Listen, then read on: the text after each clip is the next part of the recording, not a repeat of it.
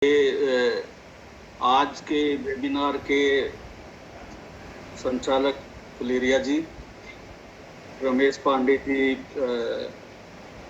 संरक्षक और अध्यक्ष कार्मिक एकता मंच, और जुकड़िया साहब, गुड्डी मतूड़ा जी, और हमारे नेयर साहब, और तमाम जितने हमारे प्रबुद्ध साथी जुड़े हुए हैं जो सेवारत हैं या पेंशनर हैं, मैं सभी का इस काफी आजकल विवादित जैसा विषय ये हो गया है, कंडक्ट रूल से जुड़ा हुआ एक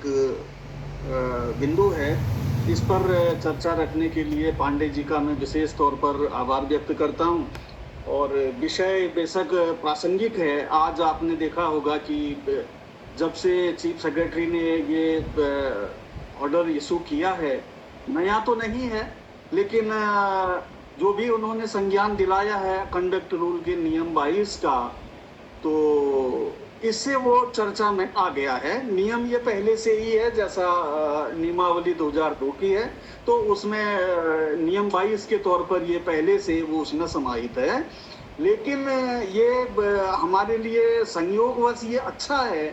कि इस समय ये आया और सभी हमारे सेवारत संगठन और पेंशनर्स एसोसिएशन और सभी हमारे प्रबुद्ध लोग उस पर अपनी राय व्यक्त कर रहे हैं। और ये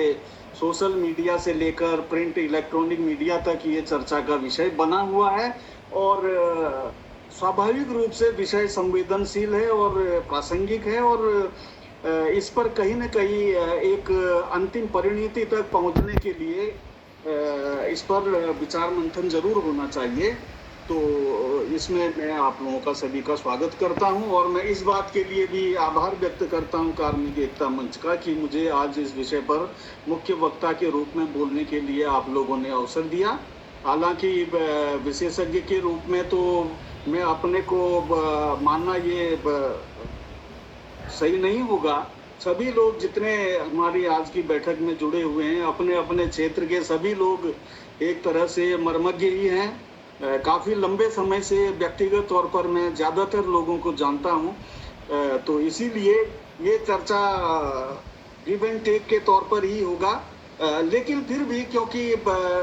शासन में कार्यरत रहते हुए और विशेषकर इस बात का अपने ऊपर भी कहीं न कहीं कुछ अंश ही सही कि कंडक्ट रूल के प्राविधान आज बहुत अंश सीमा तक प्रासंगिक नहीं रह गए हैं, व्यवहारिक नहीं रह गए हैं। मैं अपने को भी कहीं न कहीं इसमें जिम्मेदार मानता हूं, क्योंकि मैं कार्मिक विभाग का 6 साल तक हिस्सा रहा। लेकिन ये प्रयास तब भी किया गया था कि इस नियमावली में, कंडक्ट रूल में प्रासंगिक संशोधन व्यवहारिक पहलुओं को देखते हुए किए जाएं। उस बात की पहल भी हम लोगों ने की थी, पत्रावली भी चली थी, संशोधनों का प्रारूप भी बन गया था। लेकिन संयोगवश क्योंकि सक्षम स्तर, राजनीतिक स्तर पर नीतिगत निर्णय लेना और रूल को फाइनल करना, आप लोग सब जानते हैं कि कॉम्पिटेंट लेवल क्या है। लेकिन जब तक कार्मिक विभाग में मैं रहा, प्रयास और पहल इस पर की गई थी, लेकिन वो मुकाम तक नहीं पहुंच पाई। इस बात का मलाल है और रहेगा। लेकिन फिर भी देर आए दुरुस्त आए, तो हम लोग आज एक विषय क्योंकि मीडिया में चर्चा में है, तो हम लोग एकजुट हुए हैं और इसी के तहत हम लोग चर्चा को आगे बढ़ाएंगे। मैं वैसे तो प्रिलिमिनरी इसका पृष्ठभूमि बताना बहुत जरूरी नहीं समझता, लेकिन फिर भी क्योंकि हम एक स्पेसिफिक इशू पर आज चर्चा कर रहे हैं, लेकिन हम इस बात पर भी विचार करें कि हम एक जिस देश में रहते हैं वहां पर कॉन्स्टिट्यूशन सुप्रीम है, संविधान सुप्रीम है, तो वहां पर हमारी सारी बनाई हुई व्यवस्थाएं, कार्यपालिका, व्यवस्थापिका, न्यायपालिका और जो भी हमारी प्रक्रियाएं हैं, वो संवैधानिक प्रावधानों के अनुरूप ही बनी है और अंततः रिस्पॉन्सिबल संविधान के प्रति ही हैं, और संविधान ही सर्वोच्च है, सुप्रीम है। न्यायपालिका हो तो व्याख्या वो संवैधानिक प्रावधानों के हिसाब से करती है। तो कुल मिलाकर जब हम अपने को सरकारी कर्मचारी, गवर्नमेंट सर्वेंट मानते हैं, पब्लिक सर्वेंट मानते हैं, तो एक तौर पर जहां पर संविधान एक हम भारत के लोग, we the people of India के तौर पर एक नागरिक को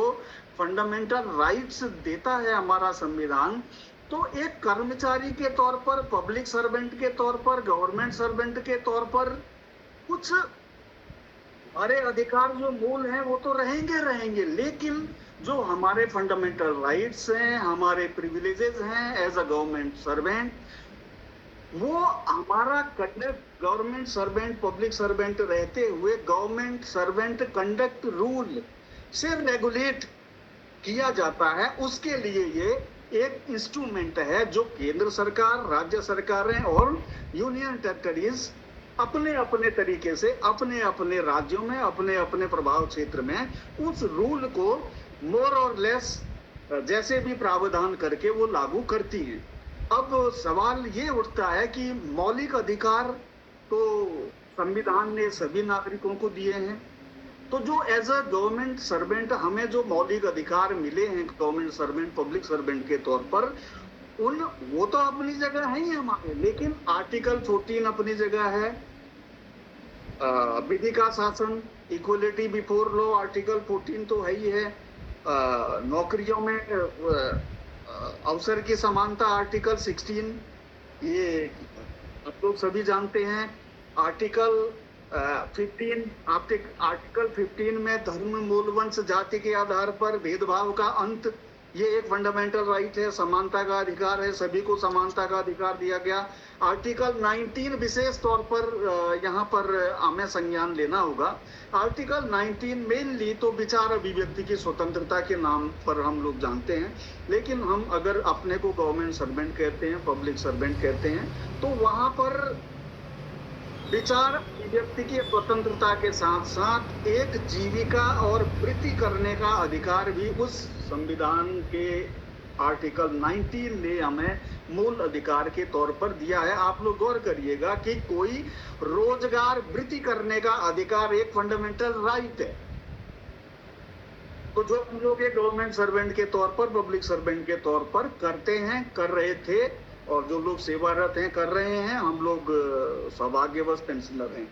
उसी में संघ बनाने का अधिकार भी है और उसी में भारत भर में कहीं रहने का भी हमारा फंडामेंटल राइट है, आर्टिकल 19।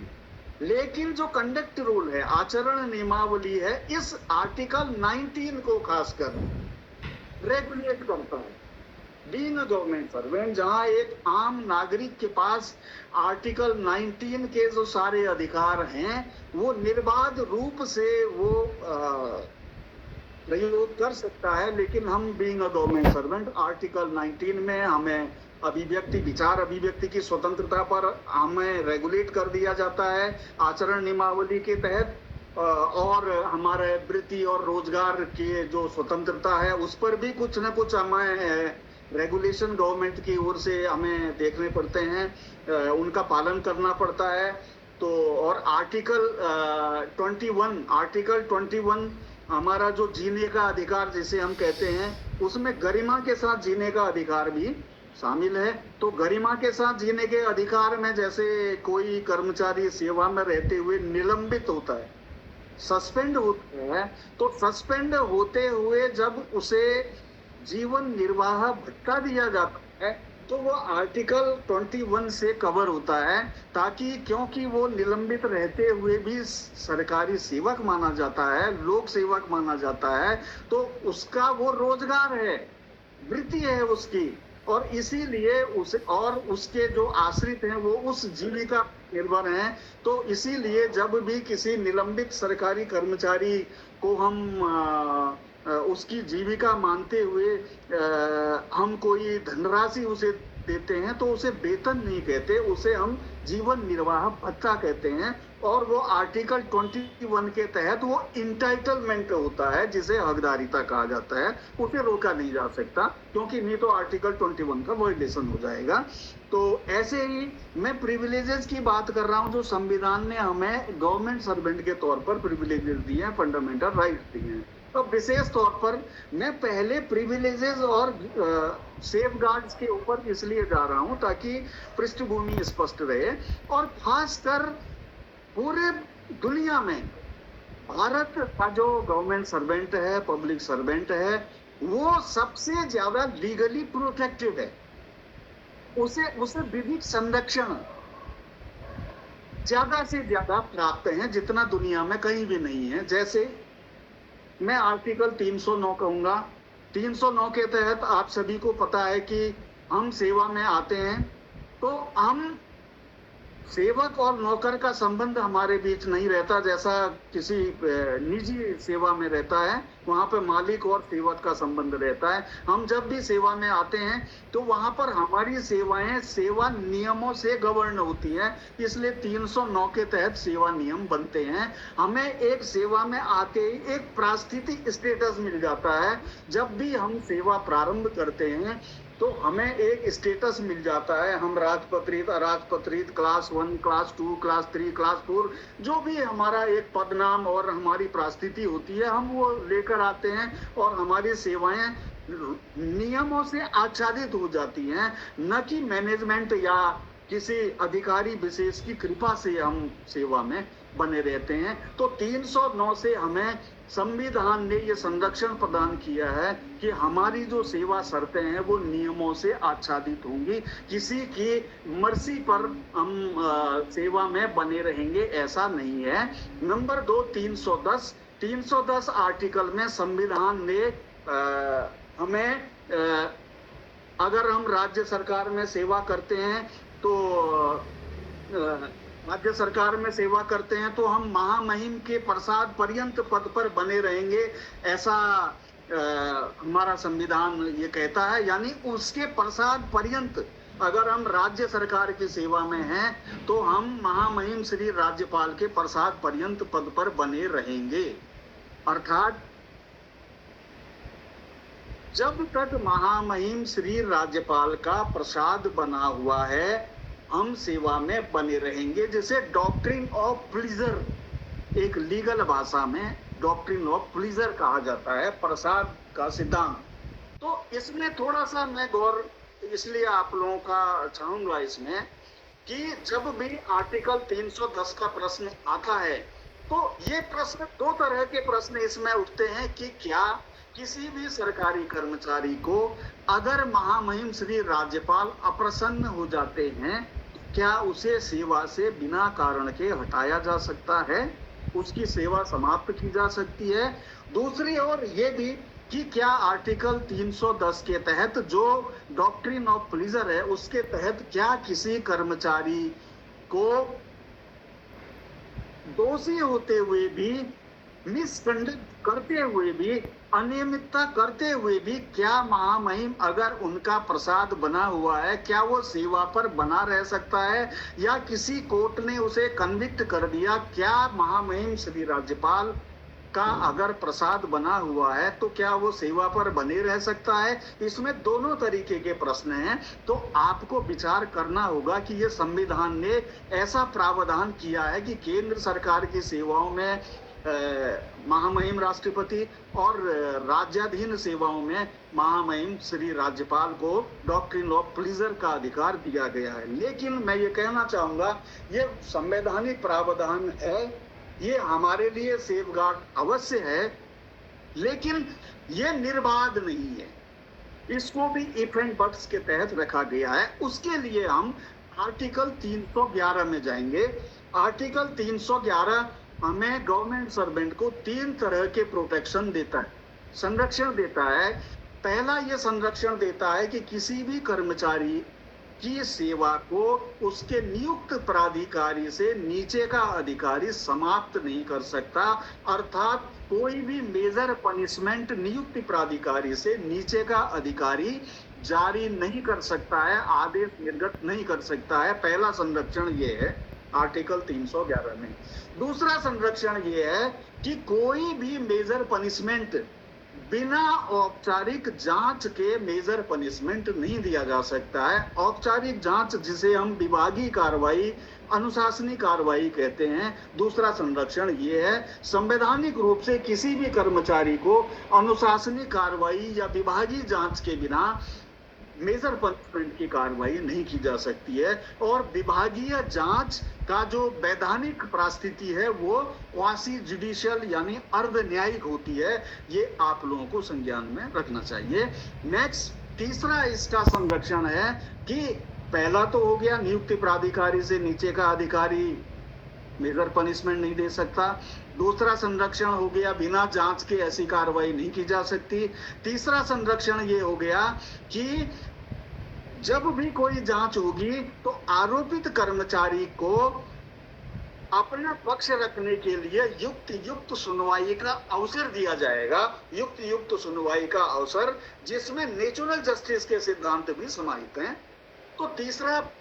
इसका जो संरक्षण है वो ये हो जाता है कि युक्त सुनवाई का अवसर दिया जाएगा। कहने का आशय ये कि कोई भी गवर्नमेंट सर्वेंट, पब्लिक सर्वेंट जब भी सेवा में होता है तो उसके विरुद्ध मेजर पनिशमेंट करने के लिए हमारा संविधान 3 तरह के जो संरक्षण देता है वो संरक्षण जरूरी है। इसलिए 310 आर्टिकल में प्रसाद का सिद्धांत, डॉक्ट्रिन ऑफ प्लीजर को जब भी प्रयोग किया जाएगा महामहिम राज्यपाल जी के द्वारा या केंद्रीय सेवाओं में महामहिम राष्ट्रपति जी के द्वारा, तो आर्टिकल 311 के इन 3 संरक्षणों का पालन करना होगा। इन 3 संरक्षणों का पालन करना होगा, ये हमें जानकारी रखनी चाहिए। लेकिन जो आर्टिकल 311 में 3 संरक्षण संविधान ने दिए हैं गवर्नमेंट सर्वेंट को, उनके 3 अपवाद भी हैं जहां पर इन 3 संरक्षणों का पालन किया जाना आवश्यक नहीं होगा। पहला अपवाद यह है कि जब भी किसी सरकारी कर्मचारी या लोक सेवक को कोर्ट के द्वारा दोषी सिद्ध कर दिया जाए, ऐसी स्थिति में 311 के संरक्षण लागू नहीं होंगे। दूसरा अपवाद है कि ऐसी परिस्थितियां जब किसी सरकारी कर्मचारी के विरुद्ध कोई अनुशासनिक जांच, विभागीय जांच प्रचलित हो और जांच इतनी व्यापक हो, उससे जुड़े हुए अभिलेख इतने ज्यादा विस्तृत हो कि उन पर जांच व्यवहारिक तौर पर संभव न हो, ऐसी स्थिति में भी अगर उसका औचित्य सक्षम अधिकारी या राज्य सरकार के द्वारा पाया जाता है तो ऐसी स्थिति में भी 311 के संरक्षण लागू नहीं होंगे। तीसरा अपवाद ये है कि जब भी राज्य यानी देश की रक्षा और सुरक्षा के लिए अगर किसी जांच के मामले में जांच किया जाना उचित न समझा जाए राज्य के द्वारा, तो ऐसी परिस्थिति में भी 311 के प्रावधान लागू नहीं होंगे, यानी उसका संरक्षण लागू नहीं होगा। कुल मिला के ये 3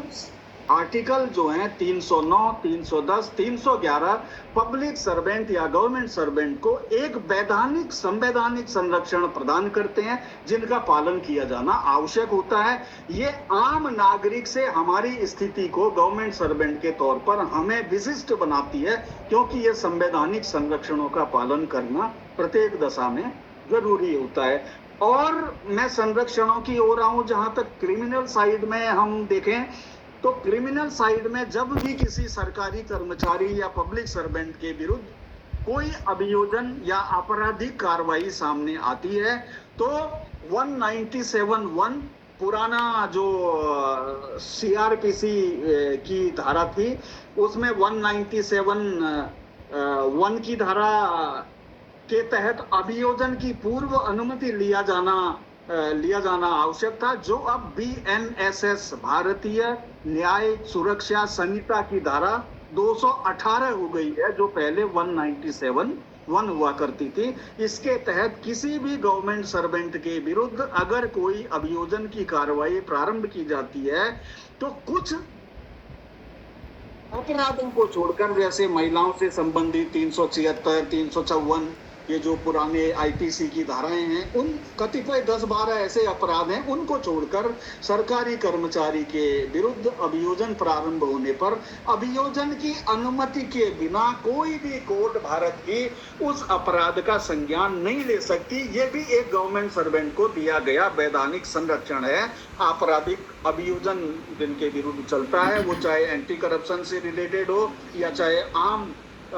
जो आईपीसी या बीएनएस की धाराओं से संबंधित हो, आईटी एक्ट से संबंधित हो और भी किसी से संबंधित हो। और ऐसी स्थिति में ये जो अभियोजन की अनुमति है, जब कभी ये मामला सामने आता है कि किसी गवर्नमेंट सर्वेंट के द्वारा कोई अपराध किया गया है, विवेचक के द्वारा, इन्वेस्टिगेटिंग एजेंसी के द्वारा उस पर इन्वेस्टिगेशन किया जाता है और जो भी एविडेंसेस सामने आते हैं, एविडेंसेस नियुक्ति प्राधिकारी या राज्य सरकार के सामने रखे जाते हैं। कभी ऐसी परिस्थिति आ जाती है कि गवर्नमेंट सर्वेंट ने, हो सकता है कि पुलिस या कोई भी एजेंसी किसी गवर्नमेंट सर्वेंट के विरुद्ध कोई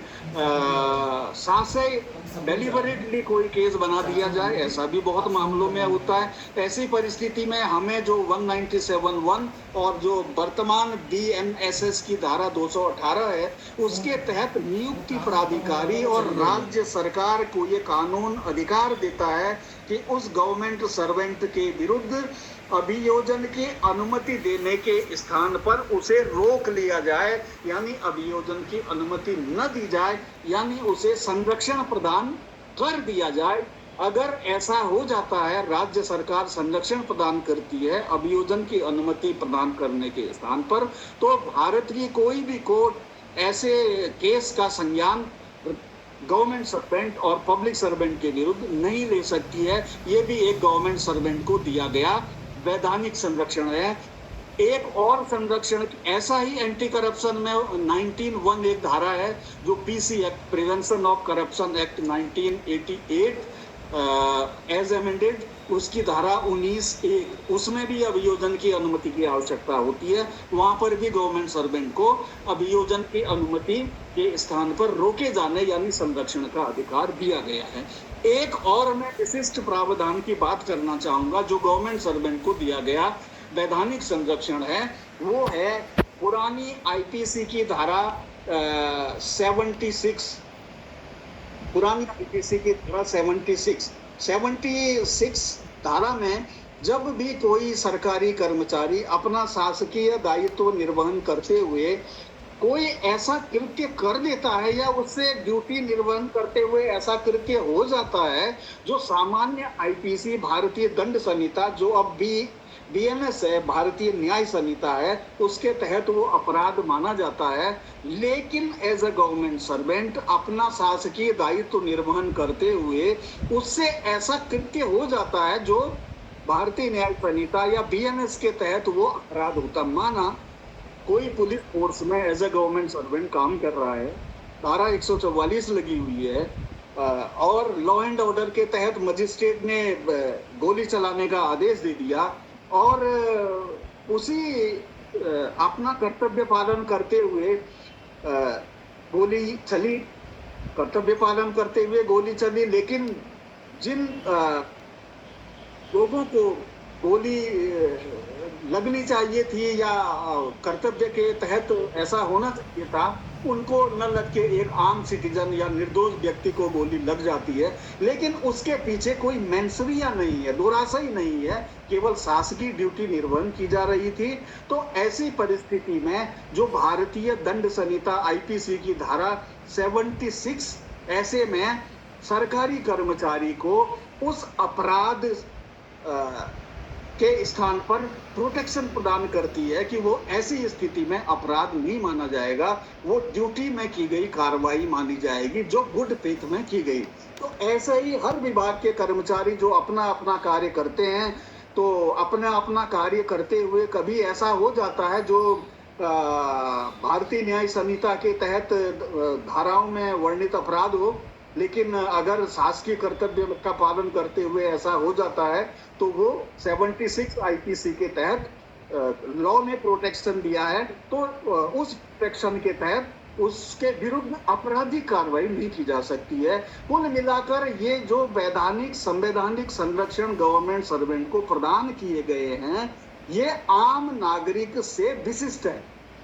लेकिन क्योंकि हम गवर्नमेंट सर्वेंट हैं, गवर्नमेंट सर्वेंट के नाते आपने जैसा मेरे पूर्व वक्ताओं ने कहा कि वो 24 घंटे के लिए गवर्नमेंट सर्वेंट होता है, उसका कंडक्ट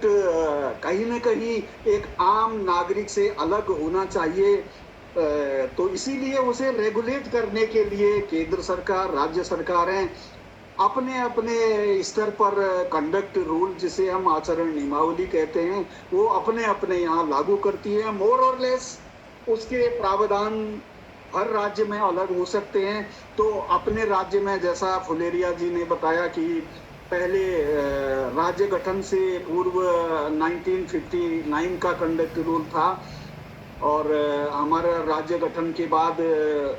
उसे शुरू में एडॉप्ट किया गया था, लेकिन बाद में 2002 में आचरण नियमावली 2002 कार्मिक विभाग ने प्रख्यापित की, और कुछ कतिपय माइनर संशोधनों के साथ ही यही नियमावली हम पर आज भी जो गवर्नमेंट सर्वेंट हैं उन साथियों पर आज भी